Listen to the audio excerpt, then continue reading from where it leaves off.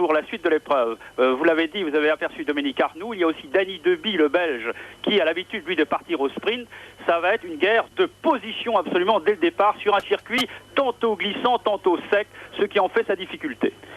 Pour suivre les Français avec le numéro 12, c'est Dominique Arnoux, le champion de France, avec le 14, Alain Daniel, avec le 16, Emmanuel Magnin et avec le 17, David Panier. En général, c'est toujours Emmanuel Magnin qui part très vite, mais là, il faut à tout prix que Dominique Arnoux soit dans la course dès le départ. Dominique Arnoux sur la gauche de votre écran, qui est bien parti sans plus, car au centre, les Belges sont très rapides. À droite, vous avez ici Danny Deby, qui est le premier maintenant, et qui lui veut à tout prix sortir le premier de cette courbe, de ce virage, car c'est là peut-être au sprint que tout se joue. Les premières positions vont être absolument prépondérantes et suivez-les très bien. Danny Deby part favori, bien sûr, mais il n'est pas le seul, bien entendu. Dominique Arnoux avec son casque blanc, vous l'avez reconnu. La première partie est difficile, en particulier le passage là des marches. Juste après ces marches, il y aura un trou dont on vous reparlera, car il a été créé presque spécialement pour favoriser les chances de l'Italien Pantoni, qui hier était le grand favori de la course des amateurs. Pantoni n'a pas gagné. Et quant à Dominique Arnoux, pour le moment, il est 6e, tout en haut de votre écran. Et regardez aussi, vous avez Kluge qui se trouve là, Mike Kluge, le champion du monde sortant, le voici. Vous avez Danny Deby qui le suit comme son nom. Regardez comme les positions déjà sont en train de s'échelonner.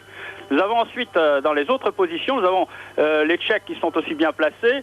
Et bien entendu, les hommes des Pays-Bas, on ne les aperçoit pas, ils sont là en 5e position, qui partent aussi favoris. Mais les Français sont bien placés pour l'instant. En tout cas, 8e pour le moment Dominique Arnoux, avec voilà cette tranchée qui a été créée pour Daniel Pantoni, qui crée la différence, qui crée aussi des soucis supplémentaires à tout le monde, car s'il est normal de passer des obstacles dans un cyclocross, il ne faut pas que ce soit très dangereux. Et là en l'occurrence, c'était le grand débat, est-ce que c'est dangereux ou pas? Pour certains concurrents, ça l'était. Voilà, dernier tour maintenant, dernier tour pour Dominique Arnoux, pour Kluge et pour De Vos.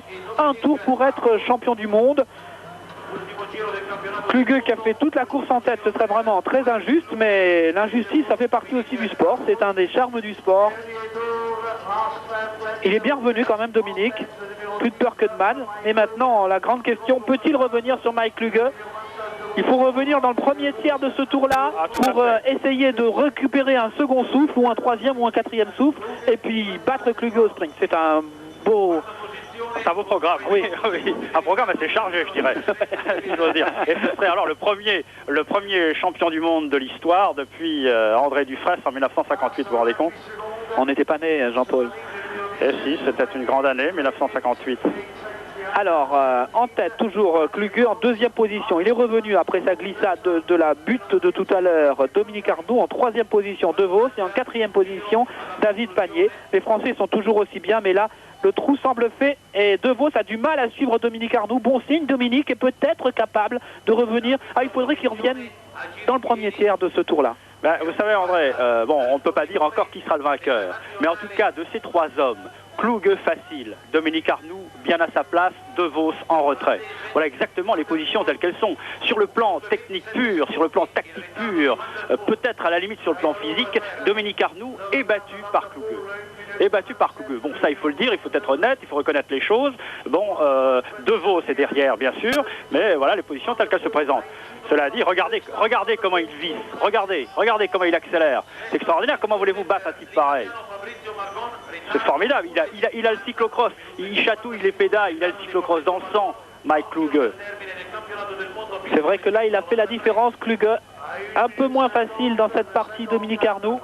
C'est pourtant le bon moment pour revenir, mais il se méfie maintenant après sa glissade de tout à l'heure. Dominique Arnoux qui relance bien quand même, mais il est loin devant Kluge. Il faudrait un super Arnoux dans le dernier tour, un Arnoux Martinez en fait.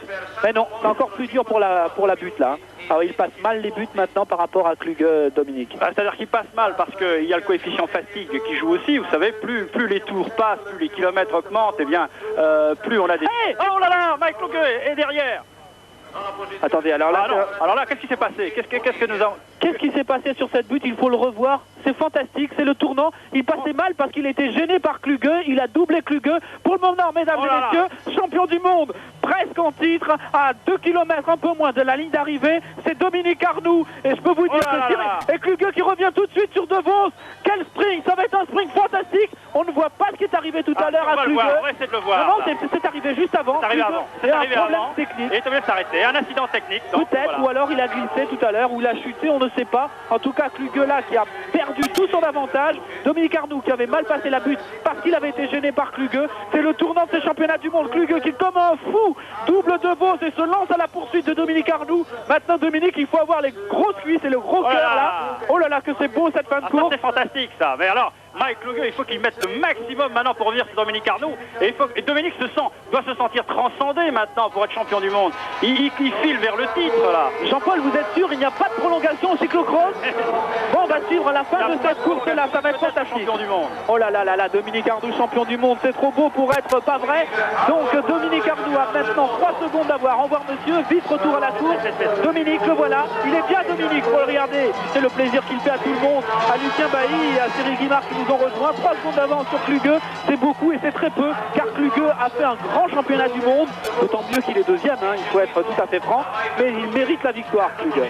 Voilà, il y a maintenant plus d'1 heure de course, nous acheminons dans les derniers hectomètres de course. Dominique Arnoux seul en tête, et Mike Kluge qui fait un forcing extraordinaire, mais c'est trop tard, semble-t-il. Et donc déjà on peut vous donner le nom du 3e, ce sera Will De Vos, ce jeune Hollandais de 22 ans, qu'on nous remonte très vite le duel entre Arnoux et Kluge.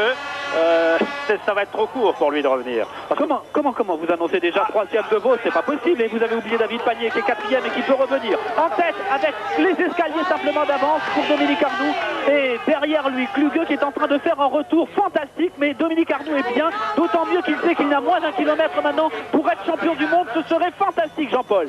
Oh là là, oui, regardez, Kluge revient, il revient bien Kluge, mais peut-être un peu tard pour lui. Et là, 3-4 secondes d'avance pour Dominique Arnoux. Dominique Arnoux à moins d'1 kilomètre de l'arrivée. Il a le titre de champion du monde là devant lui. Il faut qu'il se précipite, Dominique. Fantastique, Dominique Arnoux. Et Kluge qui est derrière, on ne le voit pas. On va calculer, comptez avec nous les secondes.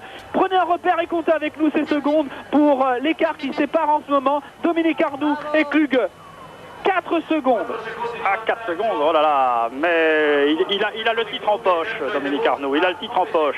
Il y a 2 buts maintenant, la fin de parcours est peut-être à l'avantage de Dominique Arnoux, on ose le dire. Il y a 2 buts, il faut qu'il les passe bien. Celle-là, il avait glissé tout à l'heure, le tour précédent, va-t-il passer?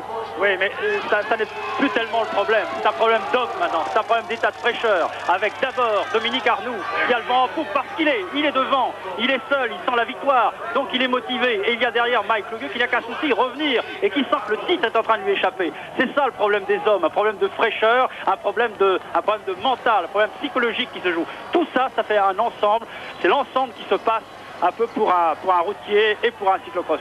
Je vais jouer au Tartuffe. C'est vrai que c'est terrible pour Kluge. Il a fait une course merveilleuse. On ne sait pas ce qui est passé sur cette fameuse butte tout à l'heure. Il est en train de perdre son titre. C'est terrible. C'est injuste et c'est beau. C'est injuste et c'est beau parce que c'est pour ça que le sport nous fait vibrer tous. Dominique Arnoux qui a fait une course fantastique derrière Kluge, le plus fort, est en train d'être champion du monde parce qu'il était aussi très fort, Dominique. Il est maintenant à moins de 500 mètres de la ligne d'arrivée.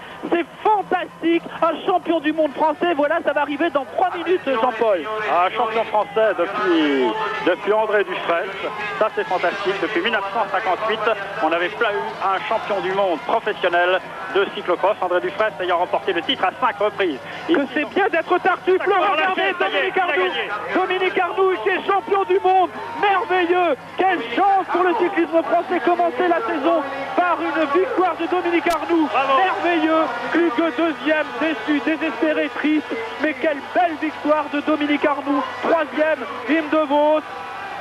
Et le 4e sera David Panier sans doute. David Panier, car il l'a mérité, car il a largement mérité. Il est content, le Hollandais, il a raison. Mais nous sommes aussi contents que lui, d'ailleurs plus contents que lui de voir un Français champion du monde. Le dernier podium français remonte à Lebras qui avait été troisième en 1991 à Gitton. À Gitton, oui, c'était retransmis déjà par à l'époque FR3.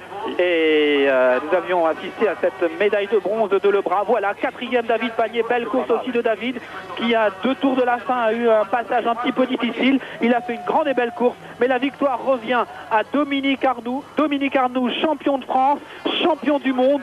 C'est une fantastique réussite pour le cyclisme français. 2 médailles aujourd'hui avec Miguel Martinez en junior, 3e, et Dominique Arnoux, vainqueur de l'épreuve senior. Eh bien Jean-Paul, voilà un dimanche qui se termine bien.